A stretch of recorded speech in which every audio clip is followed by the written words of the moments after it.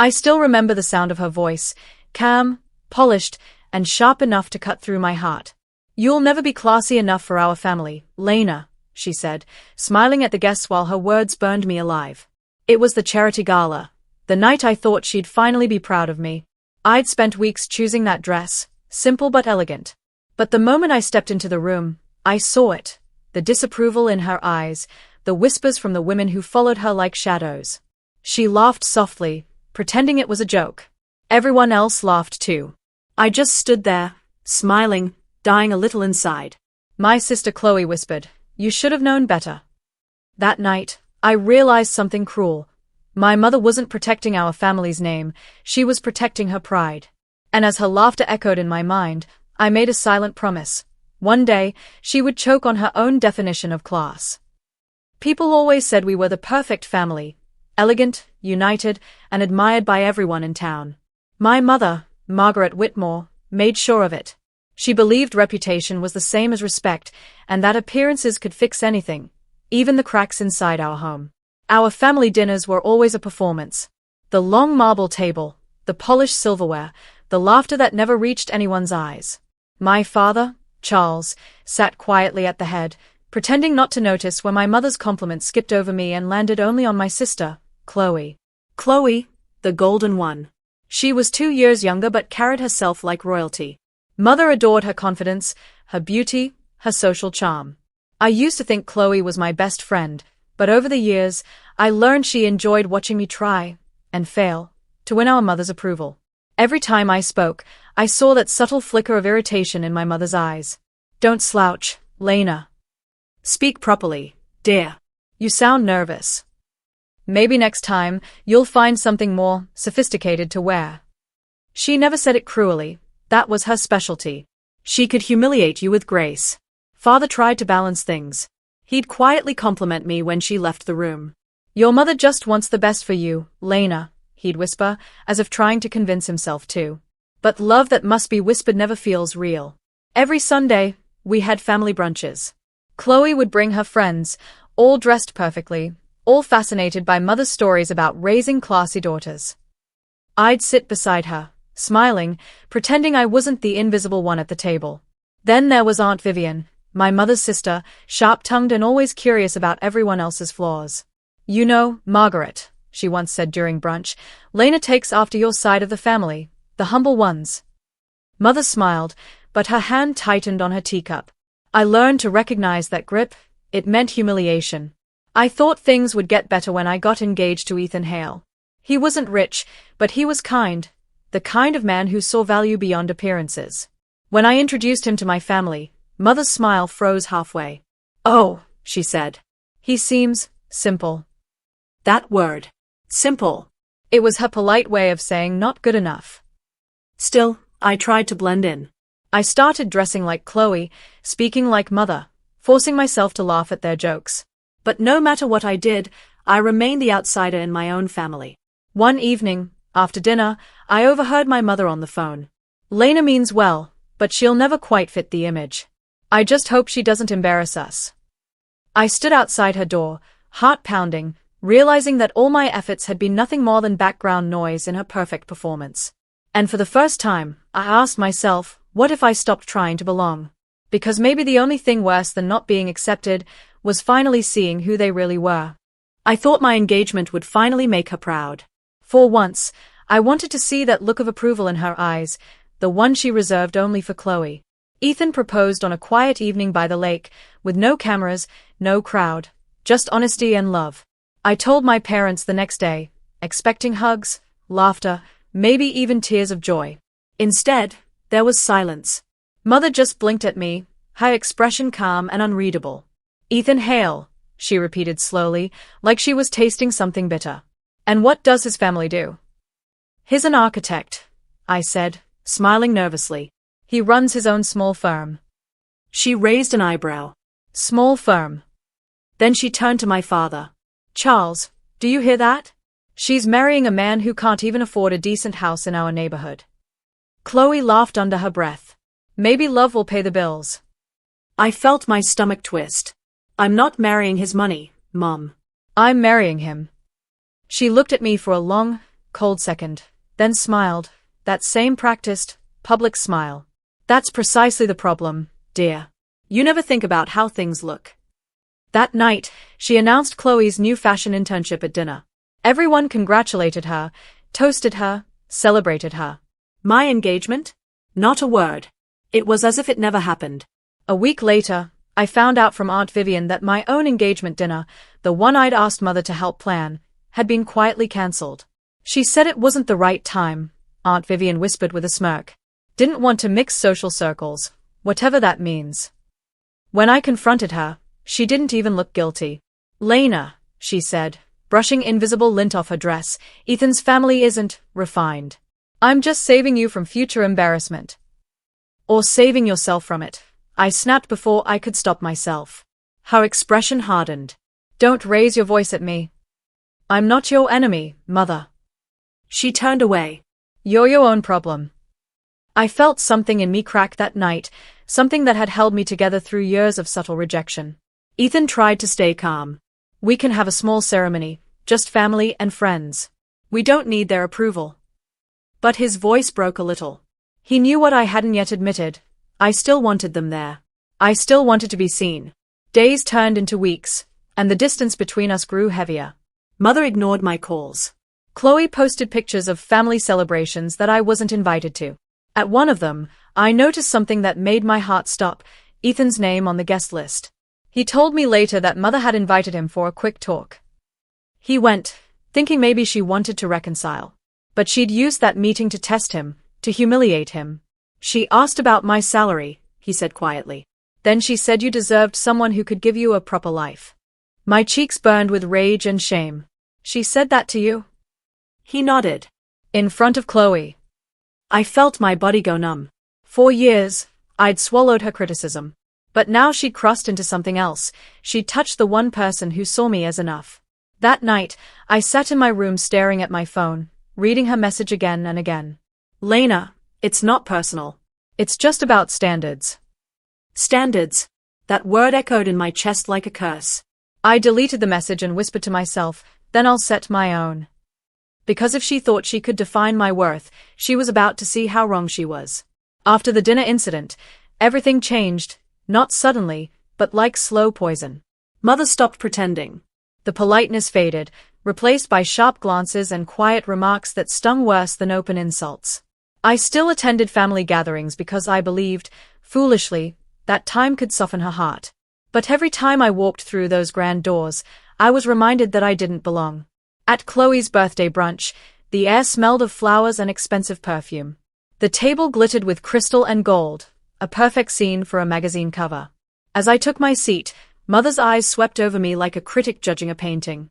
You look comfortable, she said, forcing a smile that barely hid her disdain. Chloe, dressed in designer silk, laughed. That's Lena's style, simple elegance. But the way she said simple felt like a slap. I forced a laugh, pretending it didn't hurt. I'd become an expert at that. When guests arrived, introductions began. Mother proudly introduced Chloe as her stylish daughter. When she reached me, her tone shifted. And this is Lena, she said, pausing briefly, our family's thoughtful one. Everyone smiled politely, but the silence that followed said everything. Even Father noticed the awkwardness, though he said nothing. He just sipped his drink, eyes lowered. Later that evening, Mother called me aside. Lena, I spoke with Ethan again, she said casually, as if she were discussing the weather. I told him he should delay the wedding until you've matured a bit. Marriage requires grace, not stubbornness. I froze. You what? She raised an eyebrow. Don't be dramatic. I'm saving you from embarrassment. Embarrassment for who, Mom, you or me? For the family, she said flatly. That night, I went home and cried for hours. Not because of what she said, I'd heard worse, but because Ethan had listened to her. He'd started pulling away, unsure of how to fight a war that wasn't his. Days later, I decided to confront Mother during one of her charity meetings, a crowded afternoon tea with the same high society women who once mocked me at the gala. I thought maybe, in public, she'd show restraint. I was wrong. When I entered, the conversation stopped. Mother smiled tightly. Oh, ladies, this is my daughter Lena. She's still finding her place. The women chuckled softly, one whispering, "At her age." I wanted to disappear. But then Mother added, "She's engaged, you know, to a very humble man." The word humble landed like a grenade. The laughter that followed echoed in my ears long after I left the room. That evening, Ethan tried to comfort me. "She's trying to provoke you, Lena. Don't let her win." I stared out the window, voice trembling. Maybe she already has. After that, something in me went quiet, the part that still hoped she'd change. I stopped arguing. I stopped defending myself. I started listening instead, to the tone behind her compliments, to the whispers in the hallway, to the way Chloe's smiles always appeared when I faltered. Then one night, during a dinner at home, she made her boldest move yet. She stood up, glass in hand, and said, "I have an announcement." Everyone fell silent. Chloe will be the face of our new family foundation. She represents everything this family stands for: grace, elegance, and refinement. Her eyes flicked toward me, a silent message, "And not you." The applause rang hollow. But beneath the noise, I felt a strange calm settle inside me. For the first time, I didn't feel small, I felt ready. I excused myself, walked out of the house, and into the cold night air. My hands were trembling, but my mind was clear. Because deep down, I knew, the next time she tried to humiliate me, I wouldn't just stand there and smile. Something inside me had shifted, and there was no going back. I didn't realize that humiliation could have levels, until the night my own mother decided to make my pain entertainment. It was supposed to be my engagement dinner. The invitations had gone out, the restaurant was booked, and Ethan and I had been planning the guest list together. I remember standing in front of my mirror that afternoon, wearing a soft blue dress. For once, I felt hopeful. But when I arrived at the venue, something felt off. The parking lot was full of luxury cars, too many for a small family dinner. As I walked inside, laughter and music floated through the air. For a moment, I thought maybe she'd surprise me, maybe she had planned something special after all. Then I saw the banner. "Congratulations, Chloe, the Whitmore Foundation launch." My stomach dropped. I stood there frozen, watching servers carry champagne while cameras flashed around my sister. Chloe stood on a small stage, glowing under the lights, and my mother was right beside her, radiant, proud, whole. I wasn't on the guest list. I wasn't even supposed to be there. When Mother saw me at the door, her smile didn't even flicker. She walked toward me gracefully, like she'd rehearsed every step. "Lena," she said softly, "you shouldn't have come." I could barely speak. "You used my engagement night for this." She looked around quickly, lowering her voice just enough to sound polite. "I didn't want to embarrass you, dear." The restaurant was already reserved, and Chloe's event was more fitting. "Fitting," I repeated, my voice shaking. "You replaced my engagement with a party." Her eyes hardened. "Don't make a scene, Lena. You'll only prove me right." Then she walked away, as if nothing had happened. I stood there among flashing cameras and clinking glasses, feeling like an unwanted guest in my own life. Guests glanced at me with confused pity. One woman whispered, "That's the other daughter, right?" Ethan hadn't arrived yet. He was delayed by work, unaware that our celebration had been stolen. I felt the walls closing in, my throat tightening. And then, as if fate wanted to twist the knife deeper, Aunt Vivian approached with her usual smirk. "You poor thing," she said, sipping her drink. "At least Chloe's success will keep the family's reputation shining. You must be so proud." That word again, proud. I wanted to scream. But I didn't. I couldn't. I just turned and walked out before my tears betrayed me in front of them. Outside, the night air hit me like ice. I sat in my car, hands trembling, mascara running down my face. My phone buzzed, a text from Ethan, "On my way. Can't wait to see you." I stared at the message, then at the restaurant's glowing windows, where my mother laughed and toasted with strangers as if I'd never existed. That was the moment I truly broke. Not from her cruelty, I'd learned to survive that. But from the realization that my father said nothing. He was there too. I'd seen him in the corner, eyes down, doing what he always did, nothing. When I got home, I found a small envelope on my dresser, Mother's handwriting. Inside was a note that read, "Lena, about your future. I've decided it's best that your portion of the family trust goes toward the foundation. It's in the family's best interest. You'll understand one day. She had disinherited me. Quietly. Efficiently. Completely. I sat on the floor, staring at the paper until it blurred through my tears. My body shook, part grief, part rage. All those years of trying. All those smiles, all that silence, every piece of me molded to fit her world. And still, I was never enough. I didn't sleep that night. I just watched the sunrise from my window, the light creeping over the horizon as my tears finally stopped. There was nothing left to cry for. But somewhere inside that hollow emptiness, a strange calm began to rise, slow, steady, dangerous. I thought about every insult disguised as advice, every time she laughed at my effort, every moment she made me question my worth. And for the first time, I didn't want her approval. I wanted her silence. I wanted the day to come when her voice, the one that once defined my life, would tremble in regret. I folded the letter carefully and placed it back in the envelope. My hands no longer shook. Then I whispered to the empty room. You took everything from me, Mother. Now, watch what I build without you. That was the night I stopped being the quiet daughter. That was the night I decided, the next time my name is spoken in this family, it will not be in shame. It will be in fear. After the letter, I could have crumbled. Instead, I folded that pain into a shape I could carry. The first nights were empty, but the silence stopped being an enemy and became a tool. I learned to listen, not for approval, but for the truth of what I wanted. I started small. I turned my spare room into a classroom and taught one girl how to hold her head when people tried to make her small. Daniel, the friend who had always believed in me, came by with a stack of books and an old laptop. You have something they don't, he said one afternoon, handing me a notepad. You have real work people need.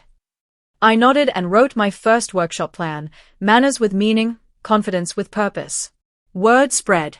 Not because of glossy invitations or high society names, but because real people talked. Mothers who couldn't afford etiquette lessons brought shy girls. A teacher recommended me. A single dad signed his daughter up. Each small success stitched a new kind of pride into me. Chloe's applause was hollow. These grateful faces were honest. Daniel handled the publicity. He called in favors from a college professor who ran a community column, a local journalist who believed good stories still mattered. We won't beg for attention, he told me. We'll make something that forces people to look. He wasn't careless. He was precise. We set the stage slowly. Human interest pieces, quotes that framed class as courage and service, not labels and dresses. I also started gathering pieces of the life they'd built with such polish. Old emails from the foundation's launch. A calendar invite that proved my engagement night had been purloined. A voicemail where Mother used the word standards like a blade. I didn't want to hurt for the sake of revenge. I wanted the truth to land where it mattered. If she'd used public space and public funds to build a facade, the public had the right to know. But I kept those files tucked away, not as weapons to swing wildly, but as careful proof to be used only if needed. Emotionally, I trained myself like an athlete trains the body. I read, I practiced speeches in the mirror, I learned to let my voice carry without trembling. Ethan called sometimes, cautious, ashamed of his silence. I don't know how to fix what she's done, he said once. I answered, you don't have to fix it. You have to stand with me. He did, in small ways, bringing supplies, helping set up chairs, showing up at a workshop and staying quietly in the back. The plan took shape in 3 parts. Build undeniable respect in the community, create an event that reframed class on my terms, and force a mirror on the family's public face so everyone could see the cracks they'd always hidden. It felt dangerous because it forced us out of the comfortable story they'd written for me. It felt personal because every step was a reclaiming of what she'd tried to erase. People started to notice the shift. Invitations to speak arrived, modest at first, then bigger. The local magazine asked for a feature. I could feel the family watching, a silence that hummed with curiosity and, maybe, fear. The final piece was the hardest, an invitation list. I included neighbors who had once pretended not to see me, charity organizers who had been shut out of Margaret's glittering rooms, and, deliberately, the same society figures who had laughed at me at the gala. I also mailed a quiet card to my parents, a public invite to a community fundraiser I was hosting. No drama, no bait. Just a date, a place, and a promise to speak about what true dignity looks like. That night, I held the guest list in my hands and felt the old tremor of doubt. Is this too much? I asked Daniel. He looked at me, steady. Isn't it time they heard you? He said. I put the list away, heart pounding, and rehearsed my opening line in the dark. The plan was ready. The question that kept waking me was simple and terrible. Would I actually stand in front of them and say the words that would change everything? Outside, the city hummed. Inside, I closed my eyes and felt something like calm, and then, beneath it, the electric edge of what was coming. The day of the fundraiser arrived like a storm held inside a glass, calm, glittering, and dangerous. The hall was modest but warm, filled with soft lights, fresh flowers, and faces that carried no titles, only stories. Volunteers in simple uniforms moved between rows of chairs, their smiles genuine, their movements unpolished but kind. It wasn't the grand ballroom my mother used to rent, it was something purer, real people, real causes. By 7, every seat was taken. Daniel stood at the back, giving me a silent nod. The media corner buzzed quietly, local journalists, community leaders, and a few society names who had shown up out of curiosity. And then, as if fate had planned the drama, they arrived. My parents walked in first, heads high, wrapped in their designer perfection. Mother's diamond earrings caught the light. Father's polite smile didn't reach his eyes. Behind them, Ethan followed, nervous but present. Chloe, radiant, smug, and camera-ready, took the last empty seat near the front. For a second, the room tilted. I could almost hear echoes of that night, laughter, humiliation, my trembling hands gripping a champagne glass. But tonight, the stage was mine. I walked up to the podium. The room fell silent. Good evening, I began, my voice steady. Tonight isn't about glamour or prestige. It's about people who were told they didn't belong, and how they decided to create their own place.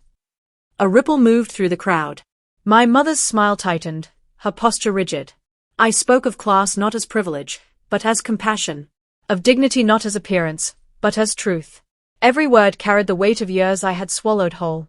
I could feel the audience leaning forward, listening, truly listening. Then came the moment I'd planned so carefully. I clicked the remote, and a projection lit up behind me, a series of emails, public records, and messages. They weren't scandalous in the tabloid sense, just truthful. They showed how the Margaret Langford Foundation had quietly redirected community funds meant for scholarships into her own event budgets. How she'd labeled underprivileged families as unsuitable representation in donor meetings. How that gala, had used money from a youth empowerment grant. The room gasped. The silence that followed was thick and electric. Mother stood up abruptly. This is outrageous, she said, her voice sharp. You twist things you don't understand. I met her gaze. I understand perfectly, I said quietly. You taught me that reputation matters more than people. I'm just showing everyone how much that lesson cost. Father shifted uncomfortably, his face pale. Ethan looked down, unable to meet my eyes. Chloe's confident smile flickered, replaced by something fragile. Confusion, maybe even shame. I stepped closer to the edge of the stage. You told me I wasn't fit for this family's name, I said, my voice shaking, but not from fear. But tonight, I want to thank you. Because losing your approval made me find my own worth. And that's something no inheritance could ever buy. A murmur rose from the crowd, soft at first, then steady, like applause waiting to happen. Daniel stepped forward, camera in hand, capturing the moment that would live far beyond that hall. Mother tried to regain control. You're destroying your family's image, she hissed. I took a breath. No, I said, clear and strong. I'm saving myself from the lie you built. The applause began, hesitant at first, then unstoppable. People rose to their feet, clapping, some even cheering. The journalists moved closer, flashes going off. The truth wasn't hidden anymore, it was alive, echoing through every corner of that room. Mother's eyes darted around, realizing there was no escape, no spin that could erase what had been revealed. Father sat back down, his hands trembling. Ethan finally looked up at me, eyes glistening, lips parted as if to say I'm sorry. Chloe turned away, tears threatening her mascara. I let the sound wash over me, applause, relief, release. Years of silence breaking open like thunder. When it finally quieted, I said my last line, the one I'd written for this very moment. Family isn't the blood that breaks you, I said softly. It's the truth that rebuilds you. And then I stepped down from the stage. Mother tried to follow, but father stopped her. Let her go, he whispered, his voice hollow. She's already won. The cameras caught everything.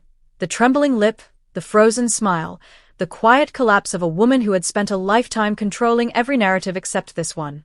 I walked out into the night air, trembling but free. The city lights blurred through the tears I didn't bother to hide. Behind me, the hall buzzed with the sound of a new story being told, mine. For the first time in my life, I didn't feel invisible. I felt seen. And though I didn't know what tomorrow would bring, I knew one thing with absolute certainty. The truth had finally found its voice, and it spoke through me. The next morning, the world was strangely quiet. No ringing phone. No messages. No noise, just the kind of silence that comes after a storm has spent its rage. I sat by my window with a cup of tea, the same spot where I used to cry after every insult, every reminder that I was never enough. But that morning, my tears had finally run out. The fundraiser had gone viral overnight.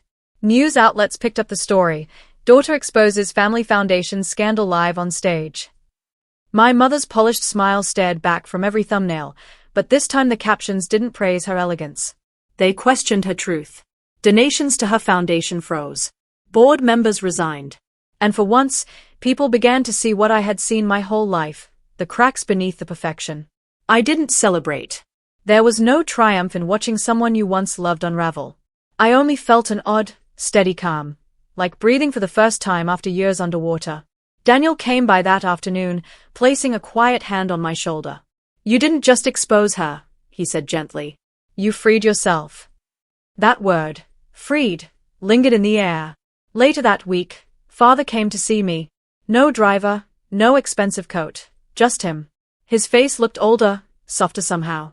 Your mother's been silent, he said. She won't admit it, but she's shaken. I looked at him, unsure what to say. He sighed, running a hand through his graying hair. I should have stopped her years ago, he whispered. You deserved better from both of us. It wasn't an apology, not really, but it was more than I ever thought I'd hear. I just wanted respect, I said quietly. Not pity, not money, just respect.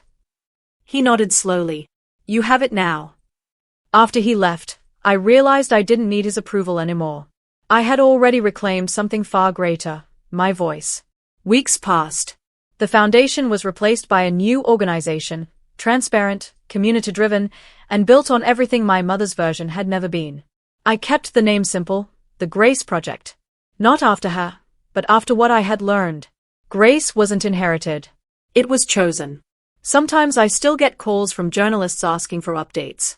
Sometimes, I see my mother's name trending again, her reputation trying to heal.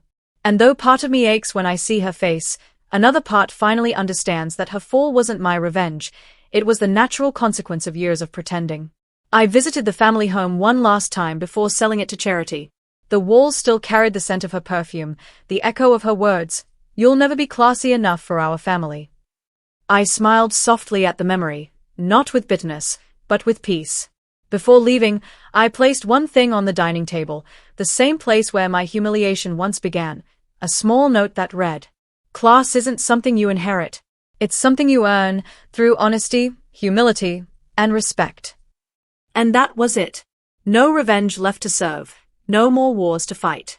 Just quiet freedom. As I locked the door and walked away, the wind carried the faintest whisper of closure.